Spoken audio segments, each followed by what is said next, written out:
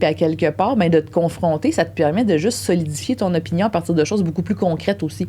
T'sais? Puis la vie n'est pas toujours un débat. Et ne devrait pas toujours être un débat.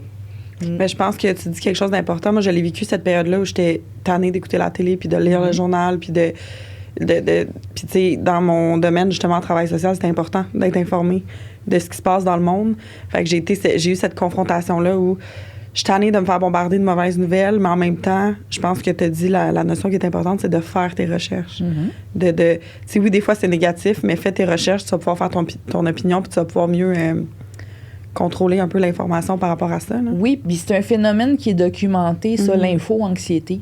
Hein, il y a beaucoup de gens qui ont besoin de se couper de l'actualité parce qu'ils sont pas capables d'absorber tout ce qui est négatif qui vient de ça. Puis tu sais, nous, comme journalistes, là, on n'écrit pas puis on fait pas ces reportages-là pour vous déprimer. C'est parce que c'est ça qu'il faut savoir. Tu sais, à tous les jours, là, on se demande, tu sais, on se fait proposer des sujets, tu sais, des centaines de personnes qui veulent qu'on parle d'eux, tu sais, puis je veux dire, parle de ma business. Ben, pourquoi je parlerais de ta business? Tu sais, les questions qu'on se pose, nous autres, avant de faire un sujet, c'est pourquoi c'est d'intérêt public? Donc, pourquoi on en parle?